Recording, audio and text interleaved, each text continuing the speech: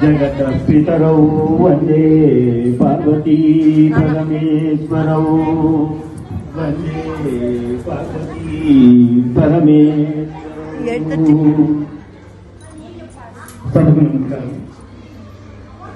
ముఖ్యంగా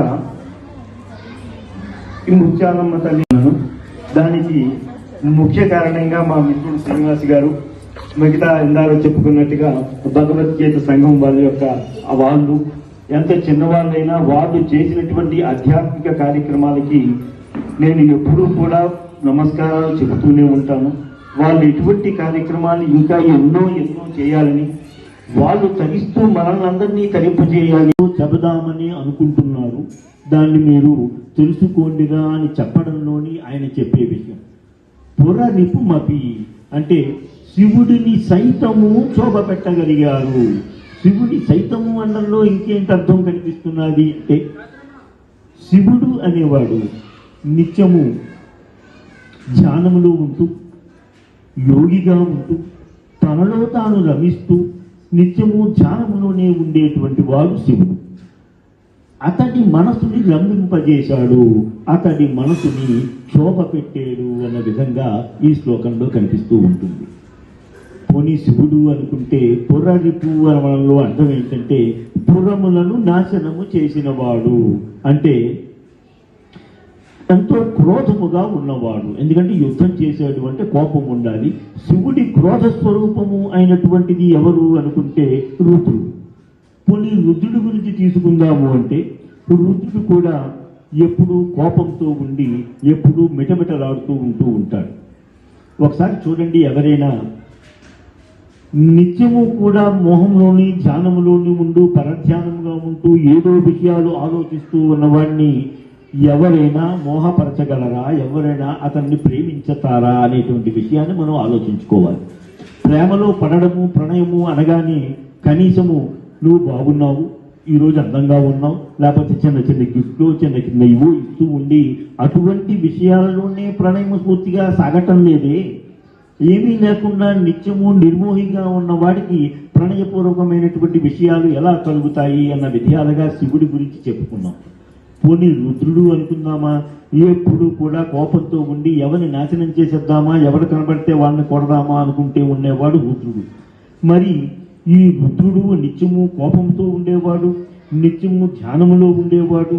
ఈ రెండు లక్షణాలు కూడా ప్రణయానికి ఒక ప్రేమపూర్వకమైన వాతావరణానికి సరిపోయేవి కావు కదా. అటువంటి వాణ్ణి కూడా మనసు రంజింపజేసేడు అనే విధంగా శంకర భగవత్పాదులు చెప్పడం కోసమే ఇక్కడ అపి అన్న పదాన్ని ప్రయోగించినట్టుగా మనం గ్రహించుకుంటూ ఉంటాం. ఇటువంటి విషయాలకు వచ్చినప్పుడు శివుడి గురించి మనం తలుచుకుని అంత ముగ్ధ మనోహరమైనటువంటి స్వరూపం గురించి మనం ఆలోచిస్తున్నాము కాబట్టి ఒక్కసారి మనము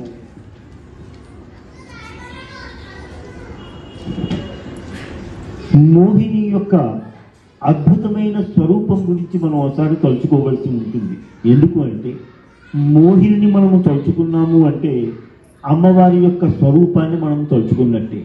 ఎందుకంటే అమ్మవారు విష్ణుమూర్తికి తన స్వరూపాన్ని ఇవ్వడము వలనే మోహిని అంతటి అద్భుతం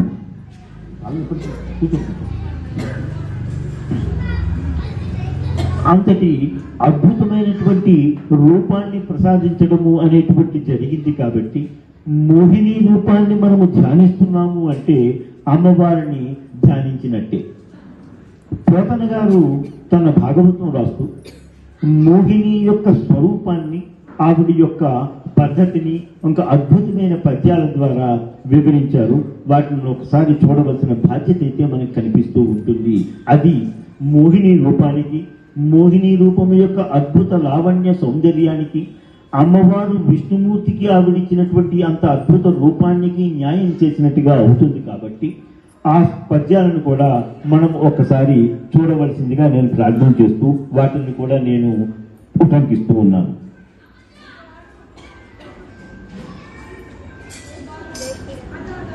మెత్తని అడుగుల మెరుగారు జానువులు అరటి కంబముల దోయైన తొడలు మెత్తని అడుగుల మెరుగాడు జానువులు అనే విధంగా శంకర భగవత్పాదులు ఈ శ్లోకాన్ని రచించారు.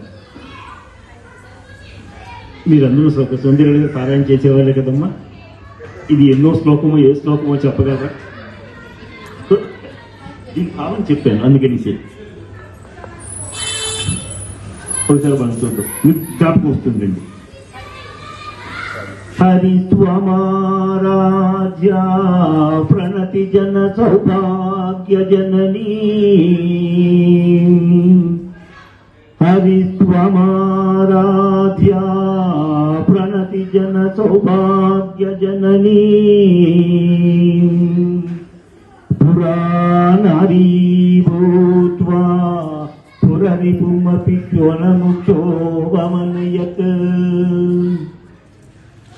స్మరోపి త్వాం నత్వా రతినగిన లేఖేన వపుషా, మునీనామప్యంతః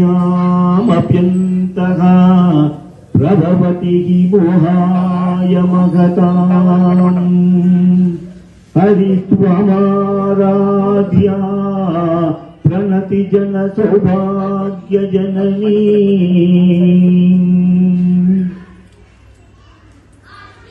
మనకి సౌందర్య నగరి పారాయణ చేసిన వాళ్ళకి, సౌందర్య నగరి గురించి కొంచెం తెలిసిన వాళ్ళందరికీ కూడా ఒక విచిత్రమైన విశేషము శంకర భగవత్పాదులు ప్రయోగించిన దాన్ని మనం చూస్తూ ఉంటాం. శంకరుడు అమ్మవారి మీద ఉన్నటువంటి అమిత భక్తి వల్ల అయితేనేమి, ఆవిడ మీద ఉండేటువంటి చనువు వలనైతేనేమి, ఒక్కొక్క శ్లోకానికి ఒక్కొక్క విధంగా అమ్మవారిని సంబోధిస్తూ వచ్చారు. ఒక శ్లోకంలో అంటారు, అమ్మా హిమగిరి కన్య. ఇంతకన్నా అద్భుతమైనటువంటి సాంప్రదాయాలను, స్త్రీ పట్ల ఉండే గౌరవాన్ని మనం తెలియజేస్తున్నటువంటి మన సంప్రదాయాన్ని, మన పద్ధతులను ఇంకెవరూ కూడా వేలెత్తి చూపలేనంతగా మనం ఎదుగుతూ, అవసరమైనస్తే వాళ్ళని ఖండించే బలాన్ని కూడా మనం సంపాదించుకుంటూ మనము ముందుకు వెళ్ళవలసిన అవసరమైతే మనకి ఈ రోజుల్లో కనిపిస్తున్నది. ఇంకా గురువు గారు చెప్పిన విషయాలకు మళ్ళీ మనం అక్కడికే వస్తూ ఉంటే, శంకర భగవత్పాదులు ఈ సౌందర్య నగరంలో కొన్ని విషయాలను ముఖం మీద కొట్టినట్టుగా చెప్పారు, కొన్ని విషయాలను ఆలోచిస్తే గానీ తెలియనట్టుగా చెప్పారు. అందులో ఈ విషయంలో ఉండేటువంటిది ఈ శ్లోకంలో ముఖ్యంగా భక్తి లేక ముక్తి.